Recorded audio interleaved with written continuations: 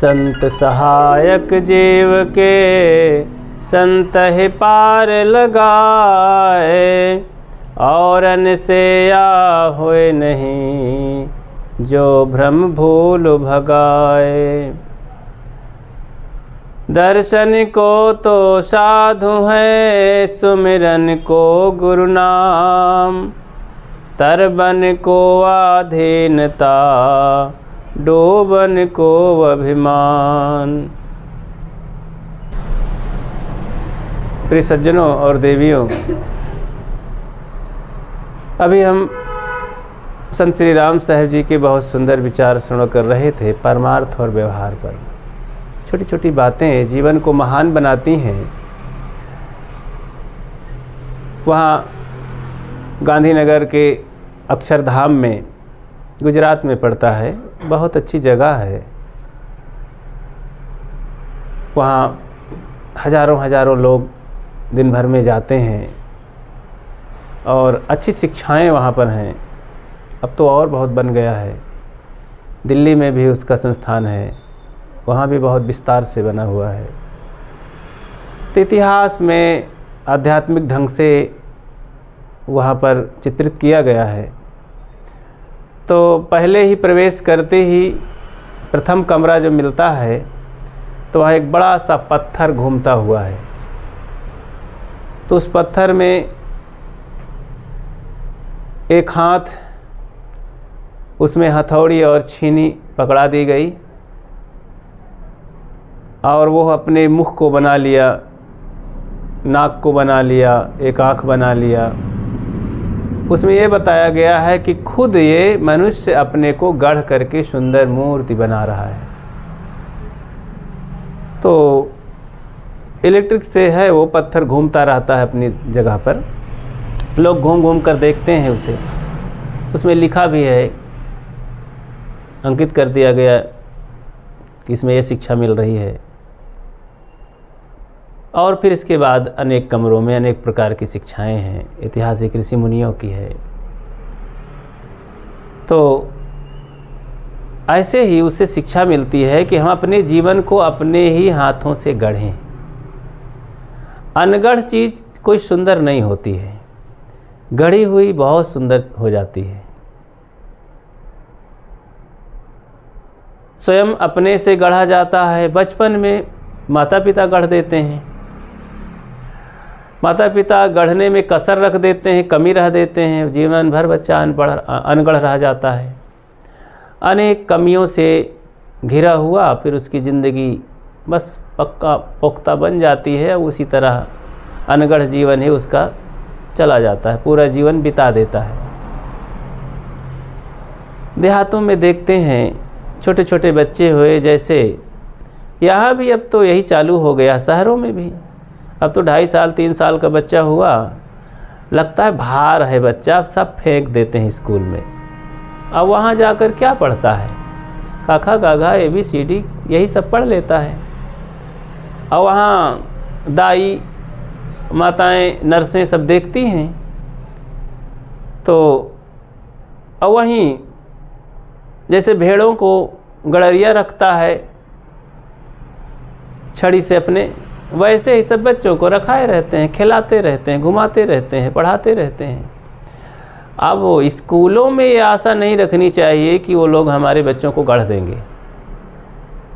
भाषा सिखा देंगे, भाषा दे देंगे, हिंदी, इंग्लिश, उर्दू, फारसी और कुछ बता देंगे, लेकिन वो संस्कारित नहीं कर पाएंगे। एक माँ जो गढ़ देती है, बता देती है, इसीलिए कहा गया एक माँ सैकड़ों विद्यालयों के बराबर होती है और उसका पढ़ाया पूरा जीवन रहता है। उसी से बच्चे के सुख दुख का निर्माण होता है। लेकिन अब ये सब लगता है बड़ा मुश्किल है, बच्चे माँ की गोद में रह ही नहीं पाते हैं, सब बाहर भगा देते हैं, सब छुट्टी चाहते हैं। आजकल तो मोबाइल आ गया है, बहुत बच्चा परेशान करे तो मोबाइल दे दो, बस उसी में लगा रहेगा, सब छुट्टी। वो खाने की भी परवाह नहीं करता है। न पढ़ना लिखना, न खाना न पीना, न खेलना, बस मोबाइल देखता रह जाता है। और इससे इतना बुरा प्रभाव पड़ता है कि उसका भविष्य ही सब चौपट हो जाता है। लेकिन भविष्य को बच्चा बेचारा क्या जाने। बड़े लोग अपने स्वार्थ में पढ़कर माताएं मोबाइल पकड़ा देती हैं। अब वो चाहे 10-20 हज़ार का मोबाइल हो, उसी में लगा रहता है, पटकता है, फोड़ता है। तो आज संस्कार की तो लगता है होली जल गई है। संस्कारों को ख्याल ही नहीं है। निश्चित ही बिना संस्कार के तो कहीं भी कुछ भी नहीं हो पाता है। ये लकड़ी देखो, संस्कारित ना होती तो सामने ना होती,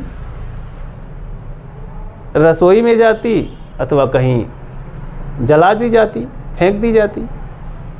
लेकिन बढ़िया से संस्कारित तो हो गई तो इसी में कितना घर की शोभा है, अतिथियों का स्वागत है, सम्मान है, बहुत काम लिया जाता है बड़े आदर से। तो संस्कार बहुत चीज़ है। इसीलिए आज बताया जाता है बच्चों को, सयानों को, कि भैया बच्चों को कार भले न दो पर संस्कार ज़रूर दो। क्योंकि लड़कियां जब जाती हैं ससुराल, संस्कार नहीं है, अथवा लड़के लोगों को संस्कार नहीं है, तो सब बेच खा लेते हैं और सुखमय जीवन को, हरे भरे घर गृहस्थी को वे भी सब कूड़ादान बना देते हैं और बेच बिकन देते हैं। तो संस्कार बहुत बड़ी चीज़ है। आध्यात्मिक जीवन में हमें एक एक दोषों को निकाल करके जीवन को शुद्ध बनाया जाता है। अभी एक सज्जन मिले, घूमने गए, टहलने गए, खेत तक तो रोज़ जाते हैं। तो पिछले साल भी मिले थे, आगे उधर कोई गांव बताए कि वहाँ रहता हूँ, तो तुरंत रुक जाते हैं, कुछ प्रणाम करते हैं अपने शब्दों में। हम लोग भी रुक गए, तो गाड़ी मोड़े और पास में आके खड़े हुए साइड से। तो कुशल मंगल हुआ, कैसे भैया, बस चालू किए अपनी बात। लगता है एकदम ओवरफ्लो हो रहा था उनके अंदर, कब्जियत हो गई थी, तो निकलने लगा फटाफट। आजकल दुनिया में जितने धार्मिक कृत्य हो रहे हैं, इतना संत महात्मा हैं और क्या क्या हैं, सब धार्मिक कार्य हो रहे हैं, ये सब जगा रहे हैं। लेकिन मैंने रिसर्च किया है और बहुत शोधा है, ये है, ऐसे है, वैसे है, खूब बोले। और शांति क्या है और गति मुक्ति क्या है, इस पर लोग जानते नहीं, कहाँ से ये पैदा होता है, क्या है, कैसे है। बोलते रहे। हम कहिए तो बहुत ज़्यादा बोल रहे हैं, अभी कुछ सुन ही नहीं रहे हैं। तो थोड़ा सा जगह मिली तो फिर बोले। फिर गीता पर आए तो बोले कि अब भगवान के बिना और कोई बता नहीं सकता, गीता का इतना महान ज्ञान है। भगवान ही जब चाहेंगे तभी कोई सीख सकता है, कोई जान सकता है। तो ये हुआ कि अब इनसे ज़्यादा बात करना ठीक नहीं, रास्ते में है। तो बोले भैया भगवान जब सिखाएगा तो सीख लेना, अब हम लोग उसमें क्या करें। तो कह के चल दिए। तो इतना मतलब बोलना, लोग जानते हैं, सोचते हैं, रिसर्च करते हैं, लेकिन अभी उनको यही नहीं पता है मैं कौन हूँ, जीवन क्या है, मूल क्या है। साहब कहते हैं मूल गहेते काम है, तय मत भरम भुलाओ। मूल को पकड़ने से काम बनता है, लेकिन मूल को पता ही नहीं उनको। अब मूल भगवान को समझते हैं कि देवी देवता समझते हैं, क्या समझते हैं मूल को। साहब सदगुरु कबीर कहते मूल गहेते काम है। मूल को ग्रहण करने से, पकड़ने से, मानने से, जानने से सब काम बनने वाला है। और मूल ही को हम नहीं जानते हैं। अब रोशनी कोर्ट किलों में है, रोशनी फैक्ट्री और मिलों में है, रोशनी खूब महफिलों में है, पर अंधेला दिलों में है। सब जगह इस समय देखो चकाचक, चारों तरफ रोशनी रोशनी चमचमाता हुआ चारों तरफ दृश्य दिखाई दे रहा है। लेकिन भीतर देखो तो अंधेला। क्या खाना चाहिए, कैसे रहना चाहिए, कैसे बोलना चाहिए, क्या सोचना चाहिए, क्या करना चाहिए, कुछ लता पता नहीं है। बचपन से कुछ उनको सिखाया बताया नहीं गया। तो देखो यहाँ आवाज़ आती रहती है रोज़ आगे से, बुद्धम शरणम गच्छामि। देखने में बड़े अच्छे अच्छे साधु उसमें रहते हैं, पंचशील ग्रहण करके बहुत अच्छा, बड़ा खंडन मंडन भी करते हैं अंधविश्वास का। लेकिन जहाँ तक देखा जाता है, सुना जाता है, अधिकतम मांसाहारी सब लोग हैं। अब यहाँ कैसे हैं आप ज़्यादा जानते होंगे। कौशाम्बी हमारे 4-5 बुद्ध विहार बन गए, बड़े अच्छे अच्छे हैं। कंबोडिया के बनाए हैं, श्रीलंका वाले बनाए हैं, जापानी लोग बनाए हैं, भारत वाले बनाए हैं। तो सब विदेश से आके ज़मीन खरीदते हैं और बनाते हैं। आश्रम से आगे 2-3 बार थोड़ा घूमने उमने गए, उनके हिस्ट्री जब सुने जाने समझे, अपने से ही बताए कहें हम लोग तो सब मांस वाले हैं। तो और उनके सब बताए कि बाहर से लोग आते हैं तो खूब ढेर मांस लाते हैं, यहीं रसोई में पकाते हैं, खवाते हैं, खाते हैं। तो हम लोग व्यवस्था कर देते हैं।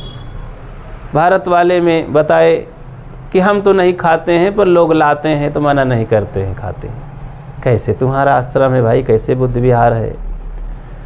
तो अरे कम से कम यहाँ तो रोको, इस गंदगी को ना करने दो, अपने घर में, अपने रसोई में। तो बड़ा मन थोड़ा घृणित हुआ, घृणा से भर गया कि ये लोग कैसे आदमी हैं। जहाँ पर इतनी बड़ी बात अहिंसा की, करुणा की और वैराग की, ज्ञान की, तो चिंतन की, वहाँ पर इतना बड़ा ये खान पान की गंदगी है लोगों में। तो इसीलिए सब चौपट हो गया।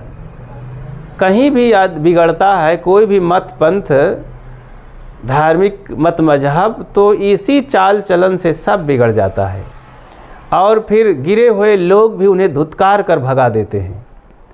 लोग उनकी बेइज्जत कर देते हैं, कोई उनको बैठाना नहीं चाहते हैं लोग।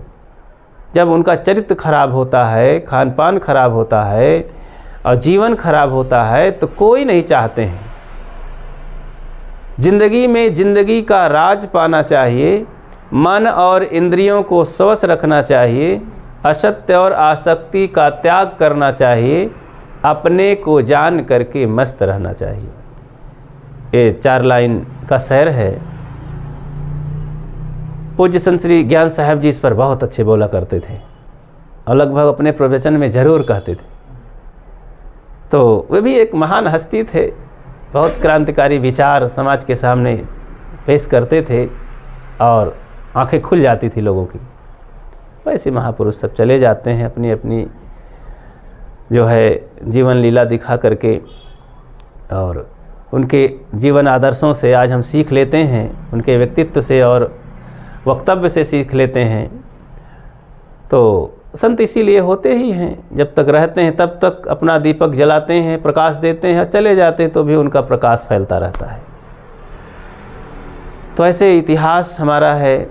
अनेक महापुरुष आकर के जगमगाए, रोशनी दिए और चले गए तो भी उनका प्रकाश फैलता है, प्रकाश बंद ही नहीं होता उनका। बुद्ध, महावीर, कबीर, लाओ जे, सुकरात, कन्फ्यूशियस, विवेकानंद, दयानंद, सदगुरु कबीर, ये सब महापुरुष इतना सुंदर जीवन समाज के लिए आदर्श दे गए। इसीलिए भारत भूमि धर्म की भूमि कही जाती है। लेकिन इसके साथ साथ अंधविश्वास की बहुमत सदा से रही है और गंदे लोगों की बहुमत रही है और ये सदा रहेगा। यहाँ पूर्णता नहीं होती है समाज में, दुनिया में सब कुछ अपूर्ण है। लेकिन पूर्णता उसे हम मान सकते हैं कि जो अपनी आत्मा में स्थिर हो गया, स्वरूप में स्थित हो गया, शांति की पहचान कर लिया, आत्मा की पहचान कर लिया, पानने योग, जानने योग, करने योग को कर लिया तो पूर्ण हो गया। इसके लिए साहब कहते हैं, पूरा साहिब से ये सब विधि पूरा होए, ओछे से नेह लगाए के मूलहु आवे खोए। पूरे साहिब की सेवा करो। अब साहिब की पहचान बिना, पूरे साहिब की पहचान बिना लोग जैसे तैसे भक्ति भावना में, धर्म कर्म में पढ़ करके लोग अपने अपने स्वार्थ में पढ़कर बह जाते हैं। इसीलिए किसी संत ने कहा, जग में गुरु करे को भाई, कोई कहे ऐसा गुरु करिए सीखे होए नौताई।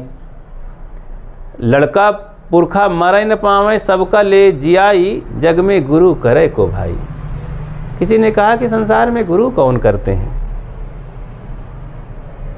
ऐसा सोचते हैं कि ऐसे गुरु के पास चलें जो झाड़ फूंक जानता हो और नवताय वैदाय ओझाई जानता हो। हमारे घर में बच्चे बहू बेटे कोई दिक्कत आ जाए, किसी की बीमारी हो जाए और कुछ घाटा मुनाफा हो तो बस गुरु महाराज झाड़ फूंक करके अपना आशीर्वाद दे करके ठीक कर दे, ऐसा गुरु होना चाहिए। तो अपने मतलब का स्वार्थी। कोई कहे ऐसा गुरु करिए, मना करे नहीं राई। और मदिरा मांस सबे कुछ खावे, खावे पेट अघाई, जग में गुरु करे को भाई। कोई कहता ऐसा गुरु करना चाहिए, वो रोक टोक ना करे। आप सब शराब भी पीजिए, बीड़ी पान तंबाकू खाइए, मांस मदिरा भी खाइए, इससे कोई फर्क नहीं पड़ता। भगवान का भजन कर लीजिए, गुरु के शरण में जाइए, उनका चरणोदक पी लीजिए, सब तुम्हारा बेड़ा पार हो जाएगा। तो सोचते ये तो बहुत बढ़िया हुआ, कुछ रोक टोक भी नहीं है, हमारा स्वाद भी बना रहेगा और हमारा खान पान में कोई बाधा नहीं होगी। ये तो बहुत अच्छे हैं, बहुत बढ़िया गुरु महाराज हैं। तो कोई कहे जाति गुरु करिए और मना करे नहीं राई। कोई कहता है अपने खानदान और जात बिरादर का गुरु होना चाहिए ताकि उनका जोड़ भी खाना पड़े तो कोई बात नहीं, प्रसाद हो जाएगा, और नहीं इधर उधर के आ जाएंगे तो ठीक नहीं, बदनामी हो जाएगी। कोई कहे दूरी गुरु करिए, सब खर्चा मिट जाए। और जो गुरु सपने दर्शन पावे और खावे पेट अघाई, जग में गुरु करे को भाई। कोई कहता ऐसा दूर गुरु करो, नज़दीक का ना करो, नहीं जल्दी से आ जाएंगे, बड़ा झंझट पड़ जाएगी, खिलाना पिलाना पड़ेगा और विदाई भेंट करना पड़ेगा, ये ठीक नहीं है। दूरी करो और आ भी ना सकें हमारे घर में, अब हम सपने में उनका दर्शन कर लिया करेंगे, कल्याण हो जाएगा। तो इस तरह भी लोग गुरु करते हैं। साहब कहते हैं ये स्वार्थी गुरु सब यहाँ पर ज़िंदगी बिता करके चले गए और इनका कल्याण होने वाला नहीं है। तो ऐसी सोच वाले कभी भी उनके अंदर ये लक्ष्य नहीं है कि मेरा कल्याण हो, मेरा सुधार हो, मेरी कमियां दूर हों, मुझे आत्मज्ञान मिले, मुझे संयम का ज्ञान मिले, मैं अपने सारे दोष दुर्गुण को छोड़ दूं, ऐसा कोई बता सके, ऐसा आदर्श दे सके। तो ऐसा सोच ही नहीं मन में। पहले से घबरा रहा है कोई रोक टोक करने वाले, बैराग सिखाने वाले न साधु मिल जाने, बस झंझट में डाल दें। तो इसलिए ऐसे लोगों का कभी कुछ होने वाला नहीं है। वो कायर कुचर आदमी कहीं आगे बढ़ ही नहीं सकते, जो पहले ही घबरा जाते हैं कि कहीं ऐसा। तो ऐसे वही है, हर हर शब्द सुरा जब कान, तब भिट्टा पर परा उतान। कभी देखे होंगे ना, गरियार बैल होता है, तो गरियार बैल तो सुने होंगे पर देखे नहीं होंगे। डॉक्टर साहब तो खूब देखे होंगे, जानते हैं कि हल जोतते समय एक बैल ऐसा होता है कि वो बड़ा, उसे गरियार बैल कहते हैं। ढिल्लू, कमज़ोर, मजबूत होता है लेकिन मन से बड़ा कमज़ोर। जब किसान पहले ही हल और जुआ दिखाया, उसके कंधे में धरा तो नाद दिया जुआठा, तो हरा बाँ कहा, कुछ बोला कि चल जल्दी से, तो बस वहाँ बैठ जाता है, ज़मीन में ही बैठ जाता है। हर हर शब्द सुना जब कान, तब भिट्टा पर परा उतान, उतान हो जाता है। किसान अब अपनी छड़ी उठाता है, अब पीटता है, जैसे पीटता और पाँव ढीला कर देता है, एकदम आँखें निकाल देता है। किसान उससे मुख बांधता है रस्सी से, सांसें उसकी जकड़ जाती हैं, हाथ पैर तड़फड़ाता है तो भी नहीं उठता है। किसान सोचता है कहीं ये मर न जाए, फिर खोल देता है, फिर पीटता है, कोई उठने का नाम नहीं लेता है। और भी फिर कुत्ता बुलाता है तो कहीं चूहिया उसके नाक में डालता है, कान में डालता है, कहीं पानी डालता है, बड़ा मुश्किल से उठता है वो। तब कहीं मारे कूटे थोड़ा चलता है, फिर भी बैठ गया तो किसान हार जाता है। तो ऐसे ही कुछ कायर लोग होते हैं समाज में, अपने उद्देश्य को जानते नहीं, ज़िंदगी भी जीना नहीं जानते हैं। चाहे कमाने की दिशा में हो, पढ़ने की दिशा में हो, धर्म कर्म की दिशा में हो, दान धर्म की दिशा में हो, सब जगह वो एकदम उसी कमज़ोर बैल की तरह होते हैं। वो हार जाते हैं, नहीं हमारे बस का नहीं है, हम तो ये नहीं कर सकते हैं, ऐसा हम ये नहीं जी सकते, हमारे तो बस का नहीं भाई। तो बीड़ी पान तम्बाकू छोड़ना पड़े, मांस मदिरा छोड़ना पड़े, झूठाई छोड़ना पड़े, कहीं कुछ एक दिन उपवास रहना पड़े तो बहुत मुश्किल हो जाता है। नहीं नहीं, मेरे बस का तो ये नहीं भाई। तो इन सब में साहस होना चाहिए, हिम्मत वाले। जबकि किसी ने कहा अगर तुम चाह लो तारे गगन के तोड़ सकते हो, अगर तुम चाह लो तूफान का पथ मोड़ सकते हो, अगर तुम चाह लो विश्व के इतिहास में अपने सुयश का एक नव अध्याय भी तुम जोड़ सकते हो। इतना मनुष्य में बल साहस होता है। देखो इसी बल के बदौलत तो आज सोच सोच करके आदमी कहाँ पहुँच गया है। सोचा तो देखो कंप्यूटर बना दिया, मोबाइल बना दिया, ट्रेन बना दिया। सोचा ना, खूब सोचा, दिमाग लगाया। इतना माइंड है कि अभी 100 में से वो कहीं 10-20% दिमाग का उपयोग किया। इतना दुनिया में हलचल मच गया कि आज वैज्ञानिक युग है। अभी बहुत कम अपने दिमाग का यूज कर पाया है मनुष्य, फिर भी इतना चरम सीमा पर विज्ञान पहुंच गया है। लेकिन इतना विज्ञान होते हुए भी आदमी सुख से नहीं है, सुविधा में जी रहा है। बस विज्ञान हमें सुविधा देता है गुजर बसर में, लेकिन सुख नहीं देता है। सुख मिलता है संस्कारों में, अध्यात्म विद्या में, आत्मज्ञान में, मन इंद्रियों के विजय में, संस्कारों में, प्रेम में, सद्गुण में, सदाचार में। इसीलिए साहब ने कहा कि अष्ट महासद्गुणों को धारण करो। ये दैवी संपदाएं हैं। गीता में दैवी संपदा के लक्षण बताए गए। तो उन लक्षणों को धारण करके हम जीवन को सुखी बना सकते हैं। वो लक्षण है यही सब: दया, क्षमा, शील, संतोष, धीर, विचार, विवेक, भक्ति, सद्गुण, सदाचार, पवित्रता।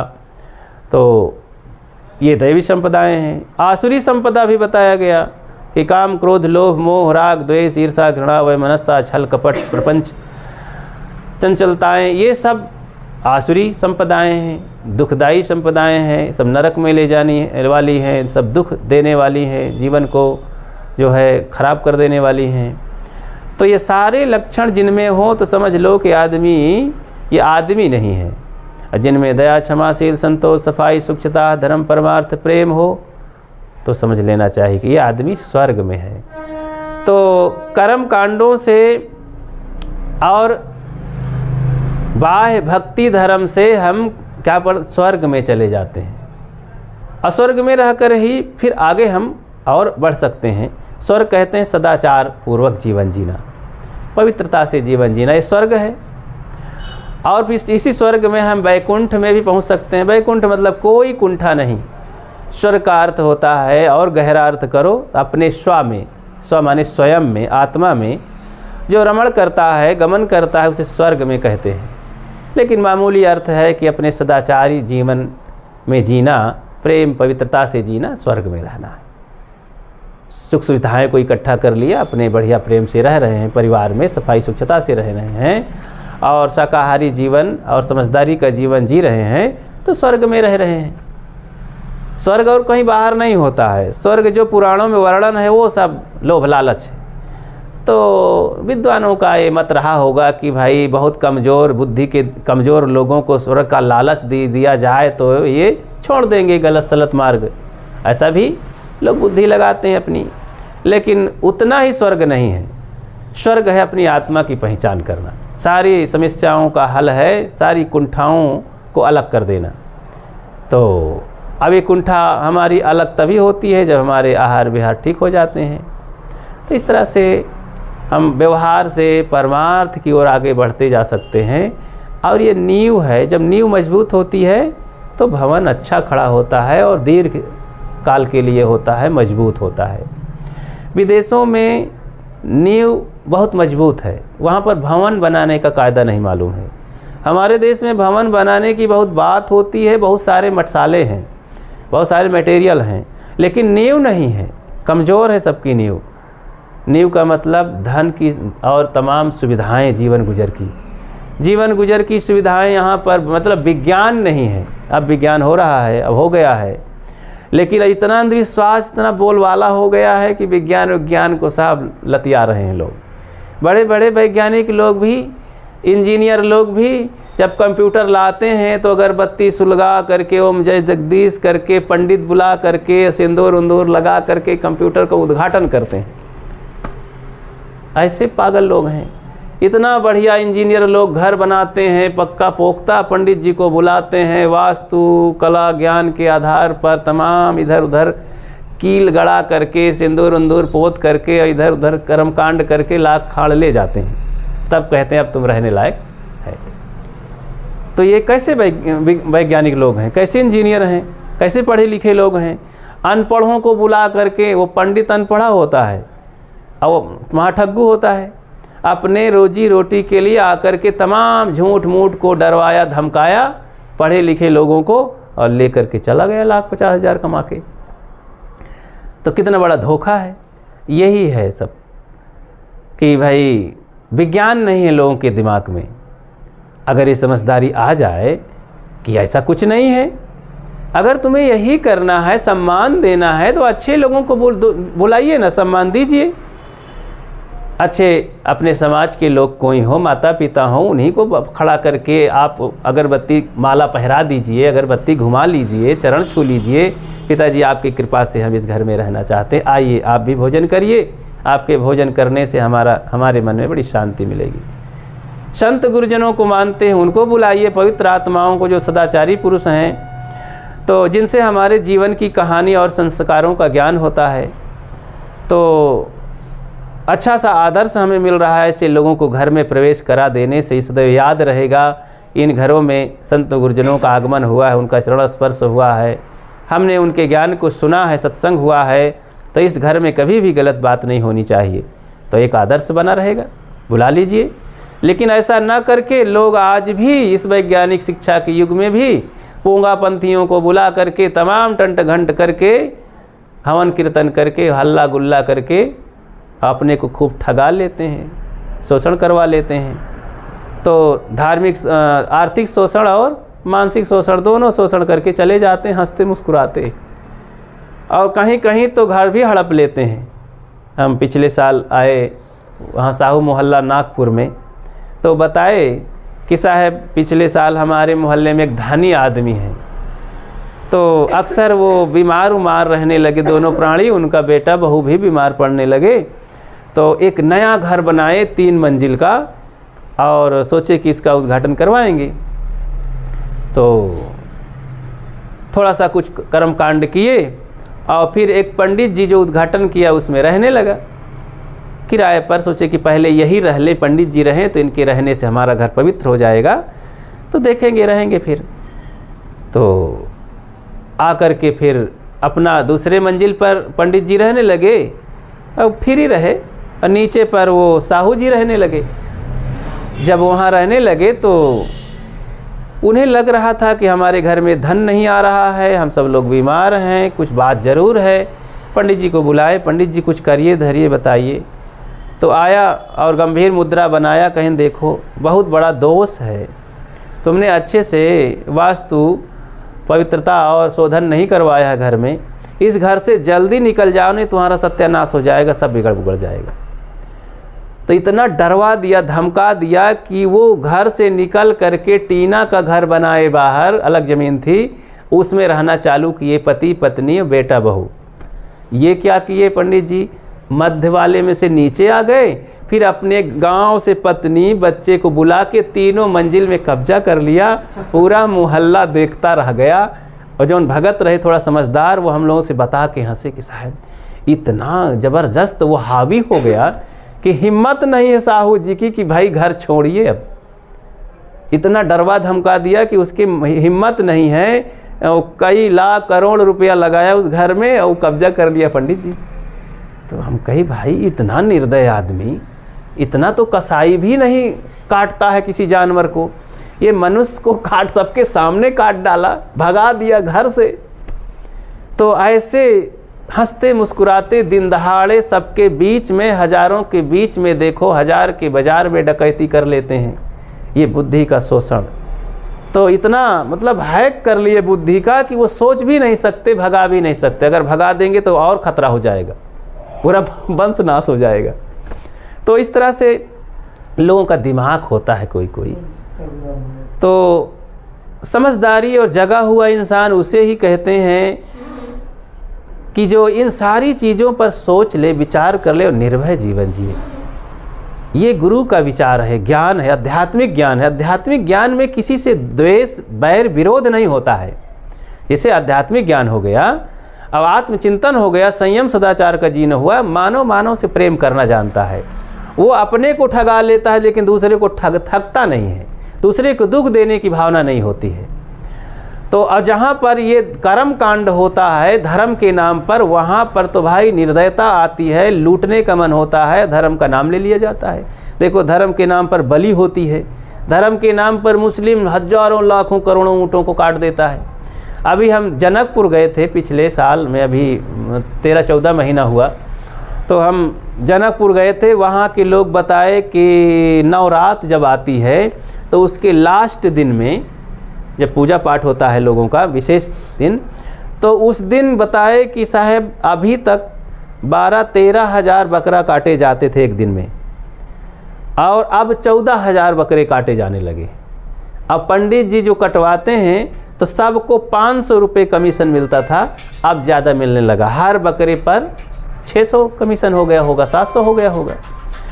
तो पंडित जी अपने हाथ से तिलक लगाते हैं बकरे को और खूंटे पे ले जाते हैं गड़ासा के सामने, वहाँ खट से अलग कर देते हैं। और समय से चलते समय पंडित जी अपना भाग ले लेते हैं। थोड़ा सा देखते हैं कि खून से रंगी हुई नाली चलती है, बहा करती है, 1 दिन 2 दिन 4 दिन 10 दिन। सुन करके तो रोए खड़े हो जाते हैं, हृदय कांप जाता है कि धर्म के नाम पर कितना, यही पंडित लोग धर्म गुरु बने हैं। और हमारा भारत देश, ये धरती धर्म प्रधान कही जाती है, भगवानों का नाम लिया जाता है इसी मुख से। इतना देवी देवता भगवान भवानी मिल करके ये निरीह मूक पशु जाएं तो कहाँ जाएं, शिकायत करें तो किसका शिकायत करें, कोई दया करने वाला नहीं।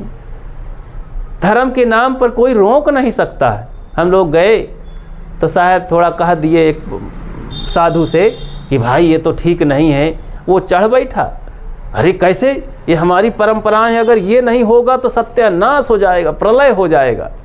अब और क्या होगा, प्रलय तो हो ही रहा है जानवरों पर। प्रलय करने वाला मनुष्य है, कोई और जानवर नहीं। धरती पर अगर मनुष्य ठीक हो जाए तो किसी को कोई समस्या नहीं है।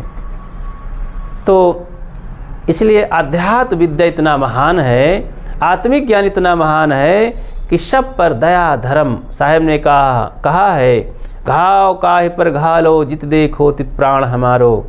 किसको चोट पहुंचाई जाए, चारों तरफ तो मेरी ही आत्मा है, मैरों यह जगत को। तो ऐसे महान सदगुरु कबीर हम सबको मानवता का ज्ञान देते हैं, दया धर्म का। तो जीव मत मारो बापुरा, सब का एक प्राण, हत्या कबहु न छूटी हैं जो कोटिन सुनो पुराण। चाहे जितना पुराण और भागवत गीता सुनो, अखंड पाठ करो, धर्म कर्म करो, मंदिर में पूजा पाठ करो, लेकिन अगर हत्या पाप नहीं छोड़ते हो, हृदय की पवित्रता नहीं करते हो, तो कभी भी तुम्हारी मुक्ति गति कल्याण नहीं हो सकता है। अगर ये सब करते हो तो कोई ज़रूरत, अगर आप दया धर्मशील व्यवहार प्रेम से रहते हो, मानवता से, मंदिर नहीं जाते हैं कोई बात नहीं, भगवान का नाम नहीं लेते हैं कोई बात नहीं, तो इस तरह से धर्म कर्म आप नाम नहीं लेते हैं कोई बात नहीं, राम रहीम नहीं कहते हैं कोई बात नहीं, लेकिन असली भजन तो आपका हो ही रहा है। मन की तरंग मार लो बस हो गया भजन, आदत बुरी सुधार लो बस हो गया भजन। नेकी सभी के साथ में बन जाए तो करो, मत सिर बदी का भार लो बस हो गया भजन। मत मत के बाणियों को यार साधु संग में, निकाल सार सार लो बस हो गया भजन। आए हो तुम कहाँ से, जाओगे कहाँ, इतना तो दिल विचार लो बस हो गया भजन। इस जगत का करता भला देखा है तुम कहीं, सबके दिमाग में यही नाचता रहता है, दुनिया को बनाने वाला कौन होगा। अरे काहे चक्कर में पड़े हो, दुनिया को क्या करोगे उसको जान करके।